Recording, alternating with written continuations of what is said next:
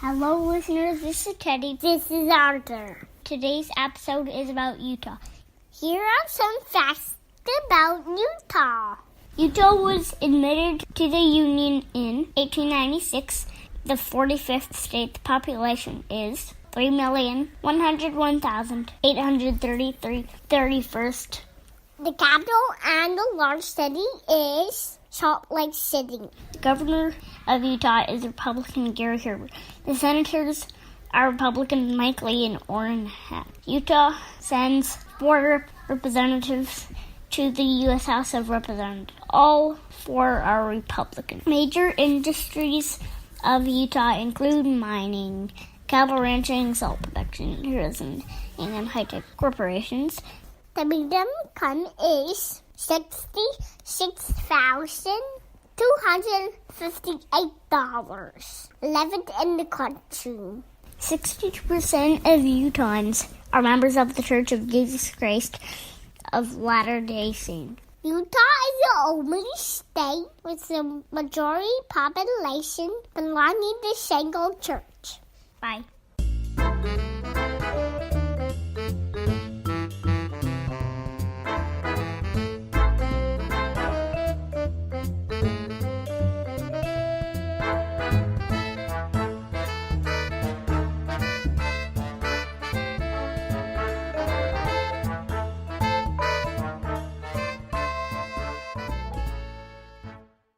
Hello, everybody. This is Kelly with Two Broads Talking Politics, and I'm here in this segment with Daisy Thomas, who is the chair of the Democratic Party in Utah. Hello, Daisy.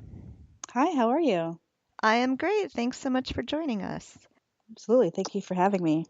So we wanted to talk to you to sort of get a sense of what the Democratic Party looks like in Utah. It may be a surprise to some people to even realize there is a Democratic Party in Utah. It is a surprise to many people. We hear it a lot. We do have a party.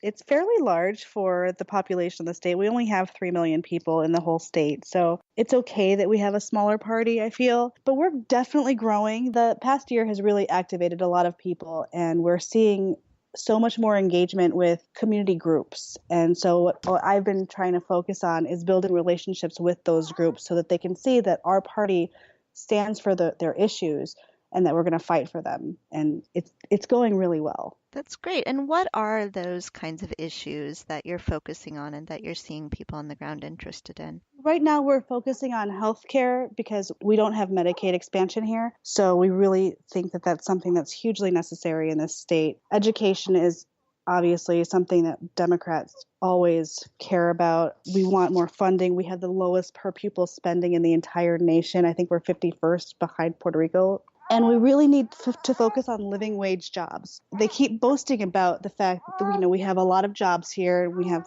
huge business growth, but those jobs are minimum wage jobs. They're not jobs that people can survive and raise their families on. And so changing that from just jobs to being living wage jobs, something that people can actually put in 40 hours a week and then be able to enjoy their life with their families. What do the demographics of Utah look like generally? It is largely Caucasian. I think it's 60 or 70%. It's about 62% Mormon, and I am neither. So it is, and I'm not from Utah either. So there is this kind of gap. But it's also really good for me because I don't have that kind of attachment that a lot of people have had here, that, they feel that they've been disenfranchised. And I fortunately have not really dealt with that because, I moved here just 2 years ago. And so I recognize the issues, but they're not directly affecting me in a way where it's going to cloud my judgment. But we have a really robust community of people who are moving to Utah, again, for these like starter jobs, but they're not staying. So we have this huge influx of people, but then they leave within a few years as well. I know that the federal representation, so the 2 senators and the 4 representatives right now are all Republican, as is the governor. Are there more Democrats in office at the sort of county or city level? No. No, I mean, we are definitely a super minority in the entire state on multiple levels.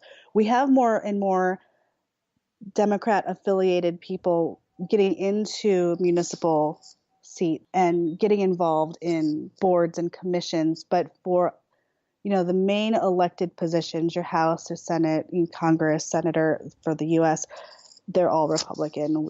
We have 5 senators in the state, and we have 13 House members. So it's a super minority, and so all of our legislators have to get a Republican senator or co-sponsor on all of their bills, which means there's a lot of having to negotiate, probably more so than a lot of states. Will you be holding elections for those state offices in 2018? We are. I believe every House member is up for election. Every senator. It's a big election year for us. So all of our sitting electeds are focusing on their. Right now we're in legislative session, so they're focusing on that. But as soon as session is over in March, they will be all doing their re-election campaigns, except for, I believe, one who's retiring. And do you see any sort of shift in the people who are running for office? Are there more Democrats running for those seats? There are quite a few Democrats. There's a lot of people who haven't filed yet, but that I've heard are going to be running, and they're not affiliated with any party, which is a really big thing here. There's a lot of independent. Green Party is growing here too. So we're going to see a huge shift in who's running and who's not. And we have 2 different ways of getting on the ballot. You can go through the convention system, or you can go gather signatures. And depending on if you're a House or Senate race, depends on how many signatures you'll need to get. But that's a way to circumvent the convention process and go straight to the primary. So we're really not sure what's going to happen between now and June, but it'll be good. And I was surprised to see that Salt Lake City seems to be very liberal.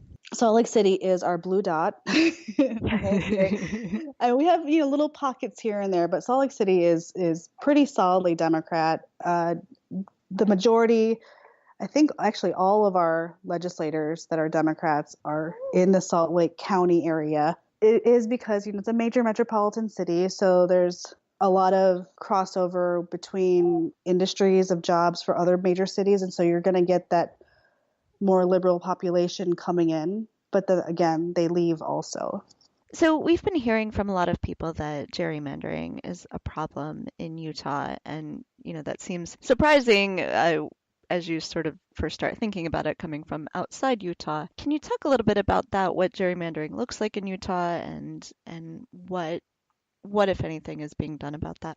Sure. So a third of the population of the state lives in Salt Lake County, and the majority of Salt Lake County is Democrat. However, it has been redistricted to be broken up so that there's no concentration of Democrats for the legislature. So you have Republicans representing extremely liberal areas, and it doesn't make sense. So there's no federal representation. We have no one we can go to for major issues like that. And there's a ballot initiative. There's quite a few ballot initiatives this year, which shows that our legislature is not reflective of what the community is interested in. Mm-hmm. And so we're hoping that some of those, take those issues really take hold within our legislators this session, so that they realize that these things are going to happen and you need to be responsive to your community. So what are the areas, if any, that you think there could be some inroads for Democrats and the Democratic Party? Is that something you think is most likely going to happen sort of at the local level? Are there places where you could cooperate with the Republicans? Well, we always have to cooperate with Republicans because they, are in charge of basically everything. And so, building a relationship with the sitting legislators is really important. But our focus right now is building our bench, because we need to make sure that we have people that are prepared to run for the higher offices. And that's really how you do it here. You have to have name recognition and showing your community that you're involved. This is your neighborhood. This is where you care about the issues there, is going to be much more important than just having a famous last name. So speaking of famous last names, you have a Senate race coming up. You do. With Orrin Hatch retiring. I had initially, when I saw that Orrin Hatch was retiring and that maybe Mitt Romney was running, I was thinking that maybe the Democrats had a chance of winning this seat. I've been hearing sort of more pessimistic views of that lately. Do you think that it is possible for a Democrat to win a Senate seat in Utah? Well, I wouldn't be chair of the party if I didn't think there was some hope for us. It is going to be a tough road depending on who gets the Republican nomination for sure. And it's going to be a tough race no matter what, because it is still a Senate race and this is a very, very red state. But, I think people are paying a lot more attention to the issues, and they're paying a lot more attention to how these races are funded and who's funding them. And I mean, people are really angry. They're angry at politics. They're angry at how the government is functioning, and they're really just ready for change. So maybe not if in 2018, maybe a few years after that. Here's hoping, right? I mean, we need some federal representation. I mean, it really does matter. We feel like we're neglected, especially since it is, 1 million people in the Salt Lake County area really definitely feel like they don't have representation. And you go outside of the county to the rural areas, and even though they might be Republican, the Republicans that we have in office are skewing so far right that most of the Republicans in the state are more moderate, I feel. At least the ones that I've talked to, the ones in my neighborhood, my neighbors across the street, they're not willing to just veer so far right. They want good governance, and to have good governance, you have to have a balance of power. Is Trump popular or unpopular in Utah? It depends on where in Utah. He did get the lowest amount of votes, I believe, in Utah for president, but he does still have high approval ratings. I think he has like 60% amongst Utah, which is disappointing because I wake up and I look at my Twitter feed and I want to pull my hair out every day. And so the fact that there's, 60% of my fellow Utahns that are okay with the actions his administration has taken it's really disappointing. But, that just means we need to have more conversations, and we need to be focusing on where they're getting their information and how we can help broaden that. Mm-hmm. And what about the 4th Congressional District? Seems like that might be a chance to flip a seat. It is.